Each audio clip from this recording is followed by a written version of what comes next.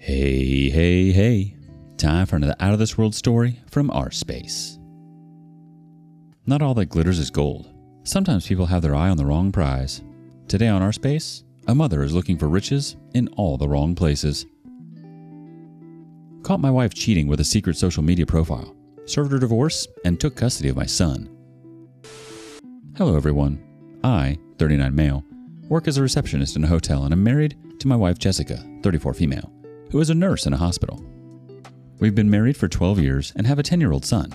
Our married life was simple and normal, just like every normal person has. Though financially we suffered a lot and had great difficulty meeting the ends, somehow we managed to do it. Jessica was a great partner and mother. She's a hardworking woman and took half the responsibility, which made it less difficult for both of us.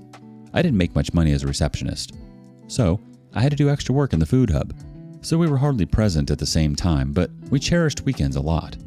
Our son, Robert, used to spend his daytime with his grandparents, and in the evening we both take him home at 9 usually, but sometimes during Jessica's overnight stay, Robert stays the night at his grandparents'. Our marriage was going smoothly, and things were just normal, with a mixture of peace and stress. However, I was grateful to have a partner like Jessica who never left my side in times of adversity and helped me through. We both were absent parents, and that really made me feel sad, but at the end of the day, it was for our own good. But things got weird and took a bad turn on the day she came back from her friend's wedding. It wasn't just a normal wedding, but a luxurious 5-day event. I was also invited to the wedding, but due to my workload, I refused to go and stayed back. I also skipped it so I could save money. After she came back from the wedding, she was unusually quiet. I asked her if she was fine and she got irritated by me. So I let her settle in the comfort space and gave her time. However, it started to trouble me more when she turned cold toward me. Not only did she become quiet, but she became irritated at me, but she was not telling me at all what was bothering her. After a week, she finally burst out of her frustration. At the dinner table, I casually asked her which movie she wanted to see tonight. Initially, she ignored me and then got agitated at me for asking her such questions. I asked her what was wrong, and she told me that she regretted marrying me and that all her friends were having their dream lives, but as for her, she was suffering, and I was not doing much as a man. I failed to provide her with the life she wanted. Instead of watching movies at home, when will I take her to the theater? There was a lot more which she said and stood up from the table, leaving the half-finished plate on the table. I stayed silent because I saw it coming. One day, she was going to snap at me, and it wasn't her fault for having such wishes. I decided to apply for jobs and interview more and more. The next day, she didn't come home in her usual time, and she said she had extra hours at the hospital. I and Robert waited for her, but it got late, so I tucked him in bed.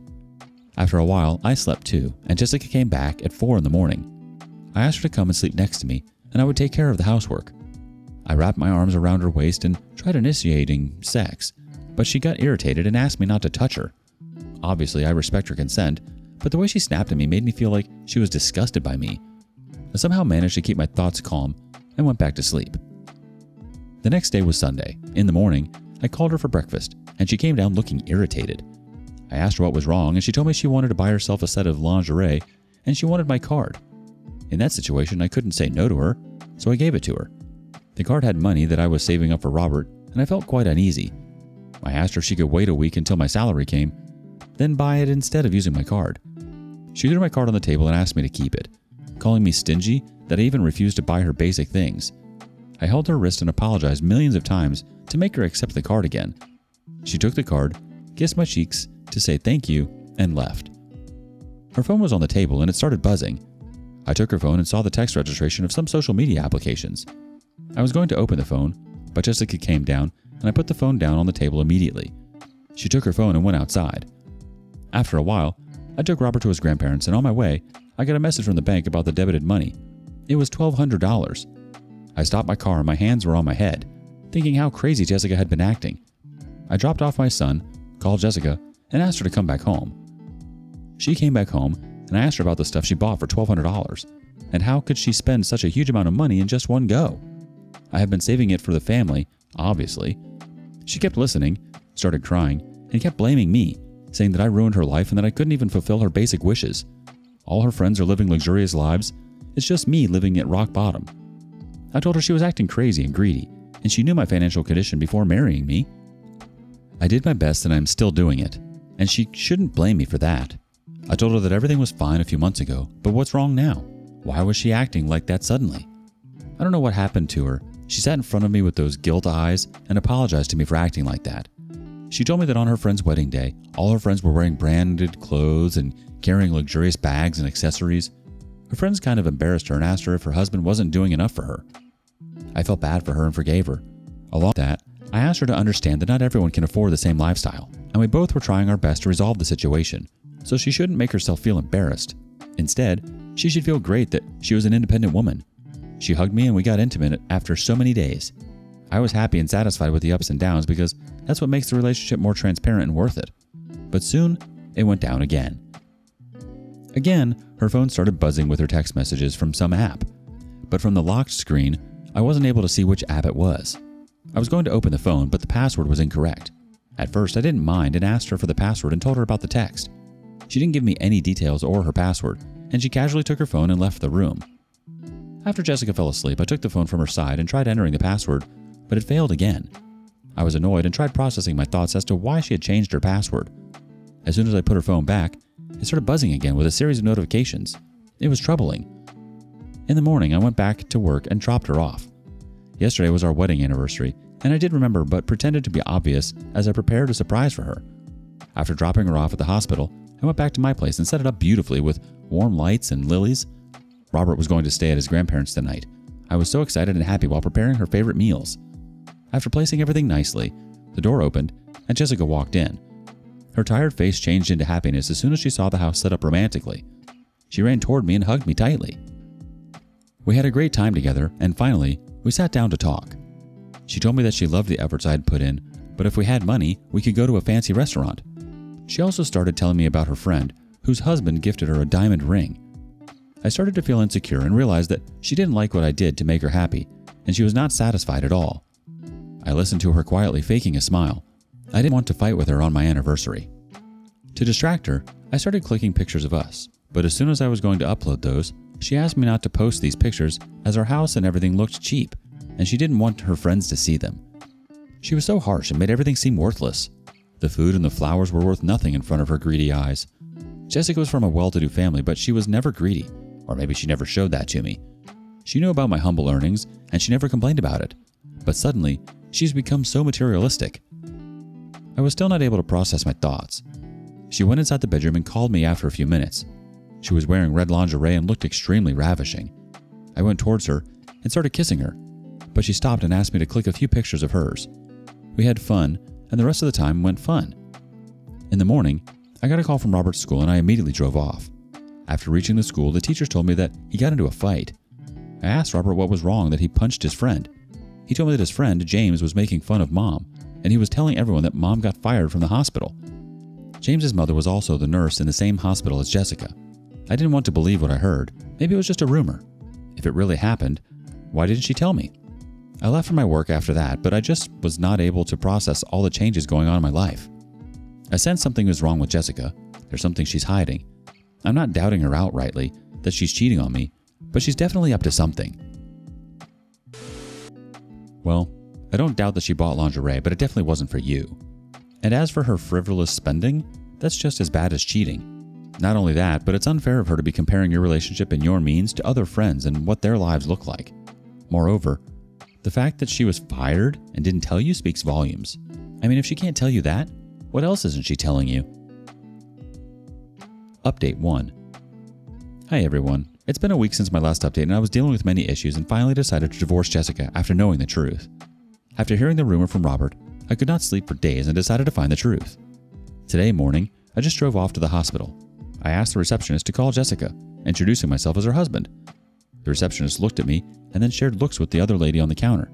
The receptionist told me that Jessica no longer worked there. I asked her since when. She said a month ago. I asked her the reason, but she didn't tell me. Her looks suggested that she knew and it was pretty bad, but she didn't tell me. I was coming out of the hospital, confused and angry. I was wondering if she was fired, then where was she working these days? And from where was she getting money? As I was about to get in the car, James's mother waved at me to stop. She apologized for James's behavior and how she shouldn't have talked about such things in front of her son. I nodded and said not to worry. She said she had something I needed to know. I knew what it was. She told me that after Jessica came back from her leave, the wedding leave, she started feeling very insecure and sad about her life, and the only thing she talked about was money. She took Jessica's cribbings to be normal stuff, as we all feel like that sometimes. But that didn't stop there. Jessica created an adult profile on social media. I was shocked that I felt numb. She said that Jessica got fired because she was caught making obscene videos and clicking naked pictures in the storeroom of the hospital. One of the janitors saw it and made videos of it and leaked it to every staff, and that's how everyone got to know. I asked her for the name of the social media app, and she gave me her number and told me that she would send me an account link of Jessica's profile. She asked me to stop Jessica, or that would create problems for Robert in his school.